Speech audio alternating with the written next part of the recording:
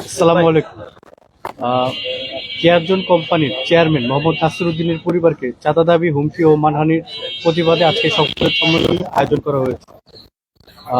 আমাদের কোম্পানির চেয়ারম্যান মোহাম্মদ নাসিরউদ্দিন, পিতা মৃত জুলহাস রারি, গ্রাম মহাখালী, থানা জেলা মুন্সিগঞ্জ, গত 2009 সাল থেকে কর্মরত আছেন। সেই সাথে বাংলাদেশ কেয়ারজন নামে মেডিকেল ইকুইপমেন্টের ব্যবসা পরিচালনা করিয়া আসিতেছে। এগুলো সব লাগাতে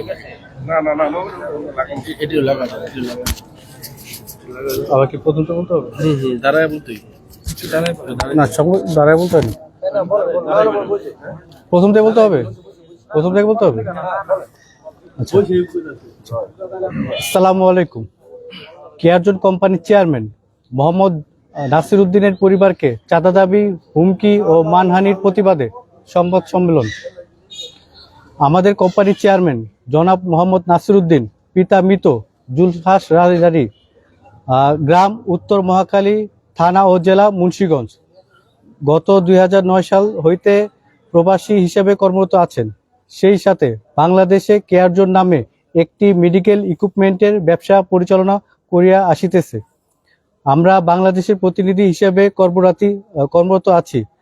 আমাদের চেয়ারম্যান স্যারের পক্ষ থেকে আমাদের জানানো হইয়াছে যে তাহার পরিবারের কাছে বিবাদী রনি মোল্লা, ইতি বেগম, আলামিন মোল্লা, পিতা আলিম মোল্লা, গ্রাম মধ্য মহাখালী, চতুর্থ জন হচ্ছে আশরাফ ওরফে বাদল, পিতা অজ্ঞাত, গ্রাম ভিটি মালদা, থানা টঙ্গিবাড়ি, গ্রাম জেলা মুন্সিগঞ্জ, আমাদের কোম্পানির চেয়ারম্যানের পার্শ্ববর্তী গ্রামের বাসিন্দা হয়।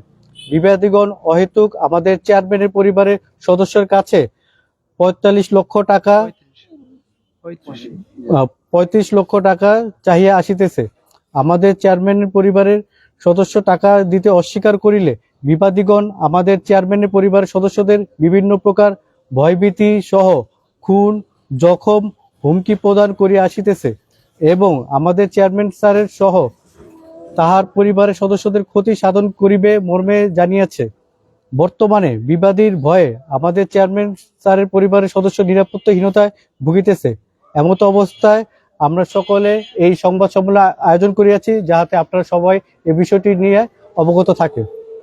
আর বিষয়টা হচ্ছে এখানে আপনার বিগত বেশ কিছুদিন যাবত, বিগত 8-10 দিন যাবত এই প্রবলেম গুলো তারা বিভিন্ন জায়গায় নেগেটিভ রিউমার ছড়াচ্ছে, যার ফলে আমাদের চেয়ারম্যান স্যার এগুলোকে খুব নেগেটিভলি নিচ্ছে। কারণ প্রত্যেকটা মানুষের একটা পার্সোনালিটি আছে, তো পার্সোনালিটিতে যদি নেগেটিভ রিউমার ছড়ানো হয় সেই ক্ষেত্রে তো অবশ্যই এটার আইনগত ব্যবস্থা নেওয়া উচিত। আর যেহেতু আমাদের দেশের সরকার আছে, সবকিছুই আছে, তো এইটার ব্যাপারে আমরা এই সংবাদ সম্মেলনের মাধ্যমে জানাতে চাচ্ছি যে এইখানে সম্পূর্ণই মিথ্যা বানোয়াট ভাবে তার কাছে এই যে টাকা দাবি করতেছে।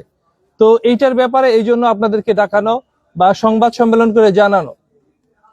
যে টাকা দাবি করছে, উনি কি ইস্যু বোঝাতে চাচ্ছে আপনাদের, কেন দাবি করছে? উনি ইস্যু দাবি করছে, আসলে এটা সম্পূর্ণ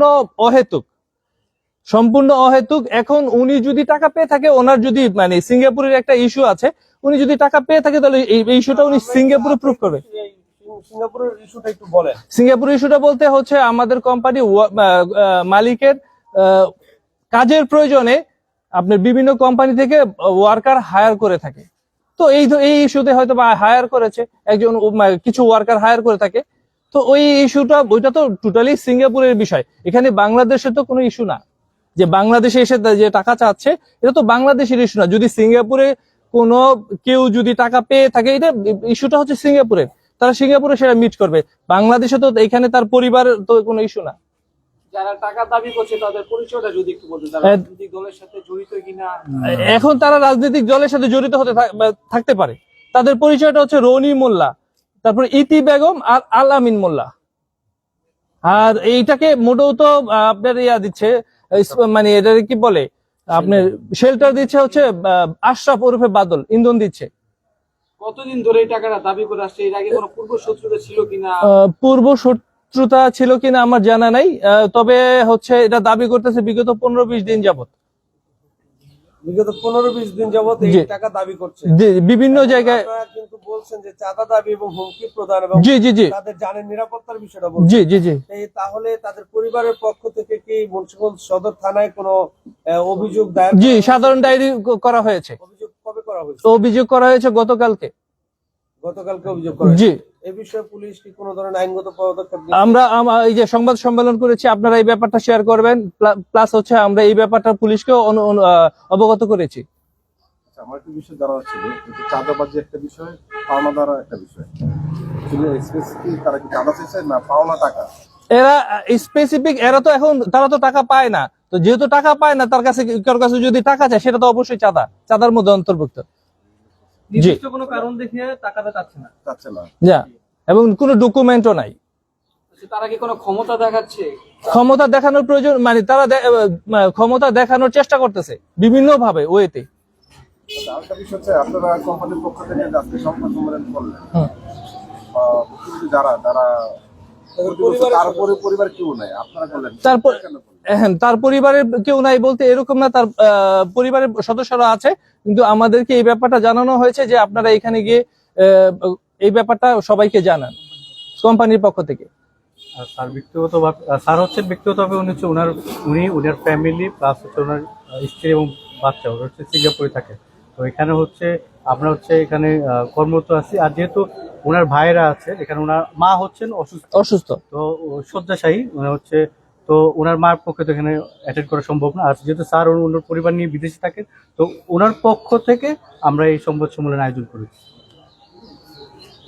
উনি থাকলে সবচেয়ে বেটার হইতো, যে আসলে টাকাটা কি চাঁদা না উনি তো সিঙ্গাপুরে স্টে করতেছে। সংবাদ সম্মেলনের মাধ্যমে আসলে কি বার্তাটা দিচ্ছেন? ওনার বার্তাতে দিতে যাচ্ছি যে এই ধরনের হয়রানিমূলক, এই যে চাঁদা হয়রানি করা, এটা বন্ধ করার জন্য, এটা আমরা মূলত মেসেজটা তাদেরকে দিতে যাচ্ছি, যে যদি এলাকাবাসীকেও জানাতে চাচ্ছি, এটা যদি এটা স্টপ না করে, আইনের সর্বোচ্চ প্রয়োগ, যেটা আমরা মানহানি মামলা করব, হুমকির জন্য যে এটা মামলা করব, আমরা মোটামুটি প্রসেসিং এ আছি, সব ধরনের মামলা করার জন্য আমরা মোটামুটি প্রস্তুত। আর আমার ঠিকানাটা যদি একটু বলতেন। তাদের ঠিকানাটা হচ্ছে আপনার হ্যাঁ অবশ্যই, আপনার আলামিন এদের সর্বজনের পিতা হচ্ছে আলিমুল্লাহ মধ্য মহাকালী, আর আশরাফের ঠিকানা হচ্ছে বিটি মালদা, টঙ্গিবাড়ি থানা। আশরাফ কি হয় ওনাদের? ইতি বেগম, রনি মোল্লা এবং আলামিন মোল্লার বোন ইতি বেগমের হাজবেন্ড, স্বামী। আরেকটা বিষয় হচ্ছে, আমরা যেহেতু আমাদের স্যার হচ্ছে এখানকার একজন স্বনামধন্য ব্যবসায়ী, বাংলাদেশে উনি সুনামের সহিত ব্যবসা পরিচালনা করে আসতেছে, তো এলাকার মাধ্যমে যে এটা রিউমার ছড়ানো হচ্ছে যে স্যারের নামে একটা মিথ্যা অপবাদ দেওয়া হচ্ছে, তো আমাদের দায়িত্ব যে একজন সুনামধন্য ব্যক্তির বিরুদ্ধে যে অপবাদ দেওয়া হচ্ছে, সেই অপবাদ নিয়ে আমাদেরকে অবশ্যই সোচ্চার হতে হবে, নতুবা ওনার মান সম্মান ক্ষুণ্ণ হচ্ছে। এটাও হচ্ছে সংবাদ সম্মেলনের আরেকটা প্রধান কারণ, যে ওনাদের পরিবার, যেহেতু এই গ্রামেরই সন্তান তিনি, ওনাদের পরিবারের কোন সদস্য বা এলাকার পক্ষ থেকে কাউকে আপনারা রাখছেন সংবাদ যে সম্মেলনে? ওনাদের পরিবারের সদস্যরা আছে। আসেন ভাই, আসেন ভাই। হ্যাঁ এ ভাই,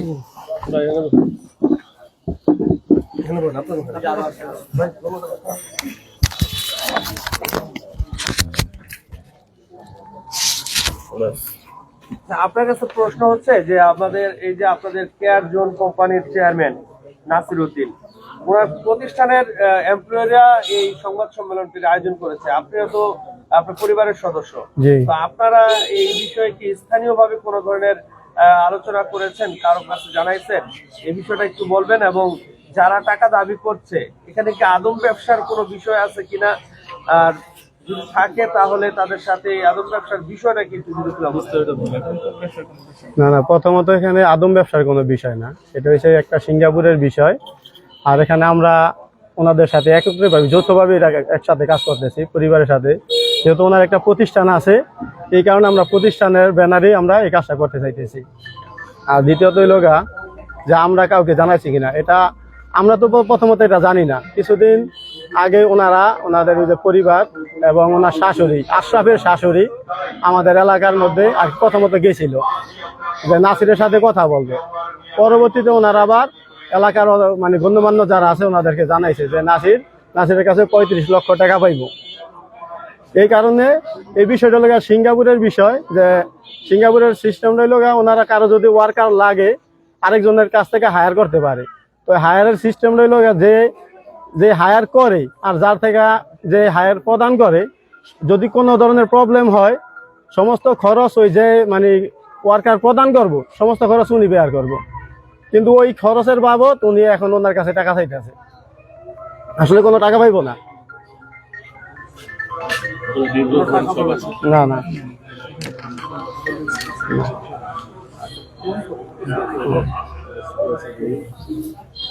এখানে একটু কথা, আপনার যদি এরা টাকা পায়, এরা সিঙ্গাপুরের যে আইন আছে ওই আইন অনুযায়ী এত তো টাকা পাইলে তো একটা ডকুমেন্টের দরকার নেই। এখন আমি যদি বলি অমুকের কাছে 20 লাখ টাকা পাবো, মুখের কথা তো চলবো না, না, একটা ডকুমেন্টের দরকার। একটা ডকুমেন্ট এরা দেখাক, ওখান থেকে যদি টাকা না দেয় ওখানে কেস করুক, মামলা করে দেব। ওই কাহিনী তো বাংলাদেশে চলে না, বাংলাদেশে চলার কোনো দরকার না। ঠিক আছে, ঘটনাটি ঘটেছে যে সিঙ্গাপুরে, বাট এখানে টাকা চাওয়া হচ্ছে যে বাংলাদেশে। বিষয়টা হচ্ছে সম্পূর্ণ অমূলক, ভিত্তিহীন। যাবতীয় যত কিছু আছে ওখানে পুলিশ আছে।